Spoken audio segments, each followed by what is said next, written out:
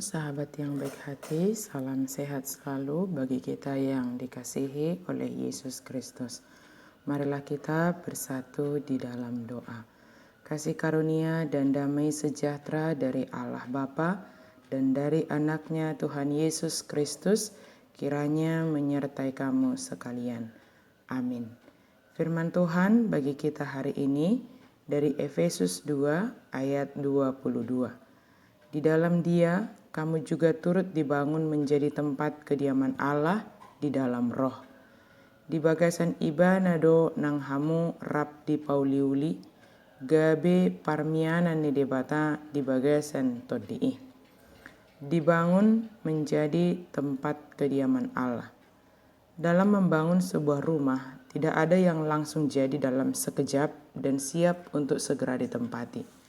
Membangun sebuah kediaman memiliki proses yang harus dilalui, mulai dari merancang, mempersiapkan kebutuhan untuk membangun, kemudian memulai penggalian hingga pada penyelesaian pembangunan. Setelah selesai juga, tidak pernah berhenti untuk terus merawat tempat kediaman tersebut, supaya nyaman sebagai tempat tinggal, dan orang yang menempati menjadi sejahtera berada di dalam bangunan tersebut.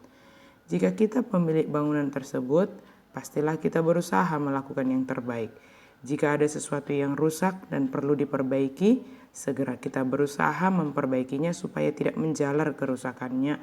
Atau bahkan jika sudah saatnya, tidak dapat lagi diperbaiki yang rusak sebab seluruhnya sudah perlu diperbaiki, pemilik rumah dapat mempertimbangkannya untuk merobohkan dan membangun yang baru untuk kebaikan dan kesejahteraan orang yang tinggal di dalamnya. Semua menjadi proses dan ujian kelayakan untuk menjadi tempat kediaman orang yang ada di dalamnya. Jika rumah dibangun sedemikian rincinya, lebih dari itulah kita telah dirancang oleh Allah. Bahkan dikatakan sebelum kita ada, Tuhan telah merancang kelahiran dan perjalanan kehidupan kita di dunia ini. Sejak berada di dalam rahim ibu, seorang anak telah ditenun dan dirancang menurut kehendak Tuhan. Sebab kehidupan di dalam rahim seorang ibu adalah atas kehendak Allah. Kita telah dibangun di dalam Dia sejak kita berada di dalam rahim ibu kita. Proses pembentukan kita menjadi tempat kediaman Allah sudah terjadi sejak awal kehidupan kita. Apakah setelah lahir maka proses itu menjadi berhenti? Tidak. Sepanjang hidup adalah merupakan proses pembangunan diri kita menjadi tempat kediaman Allah. Walau kita merasa bahwa semua perintah Allah melalui firman-Nya telah kita lakukan, kita sudah menjadi orang yang taat sepenuhnya kepada Allah di dalam Yesus Kristus, itu semua kita katakan puji Tuhan jika kita sudah pada tahap yang demikian.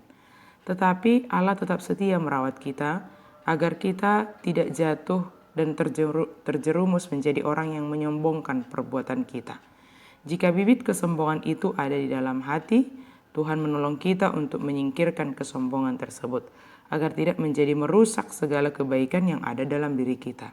Seperti contoh ungkapan yang mengatakan, bukan karena batu besar seseorang dapat terjatuh, tetapi karena batu kerikil yang kecil, maka sering orang menjadi terjatuh. Bibit kesombongan ini jika tidak segera dimusnahkan, maka ini yang akan merusak seseorang menjadi semakin dalam, jatuh dan semakin rusak. Oleh karena itu, Allah memproses kita menjadi bangunan tempat kediaman Allah. Dia tinggal di dalam kita dan kita di dalam Dia. Allah berusaha untuk menjaga kita sebagai kediamannya, merawat kita supaya tidak dirusak oleh sesuatu yang tidak baik. Dia hadir dalam hidup kita untuk membuat kita menjadi berkat, tempat kediaman di mana orang yang ada di sekitar kita merasa nyaman dan tentram. Sahabat yang baik hati, napinauliuli dohita di bagasa debata. Artinya pasti ada sesuatu yang kurang dari dalam kehidupan kita ini. Sebab kita pasti memiliki kekurangan di dalam diri kita. Namun Allah hadir dalam kehidupan kita bukan untuk mengumbar kekurangan atau kerusakan di dalam kita sebagai ciptaan Tuhan. Justru kehadiran Allah dalam hidup kita, Dia datang, Dia mau tinggal di dalam kita adalah untuk memperbaiki yang rusak dari dalam diri kita. Bukan membuang yang rusak, tetapi memperbaikinya sehingga kita dilayakkan sebagai tempat kediaman Allah. betapa Allah sangat mengasihi kita, maka kita juga harus mengasihi Allah melalui mengasihi sesama kita. Jika karena kasih-Nya Allah memperbaiki yang rusak supaya layak didiami, maka kita juga terhadap sesama kita pandanglah dengan kasih, dan jika di sana ada yang rusak, maka perbaikilah. Pauliu 5 asaga belam tudengganna. Amin. Mari kita berdoa. Terima kasih Tuhan untuk firman-Mu. Terima kasih Tuhan untuk kehadiran-Mu di dalam kehidupan kami.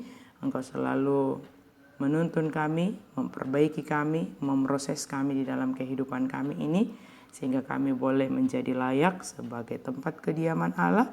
Engkau yang paling baik, yang mengenal kami, yang mengasihi kami. Terima kasih Tuhan, biarlah kami boleh setia di dalam menjalani setiap proses itu, sehingga kami boleh menjadi orang-orang yang taat dan menjadi berkat bagi sesama kami.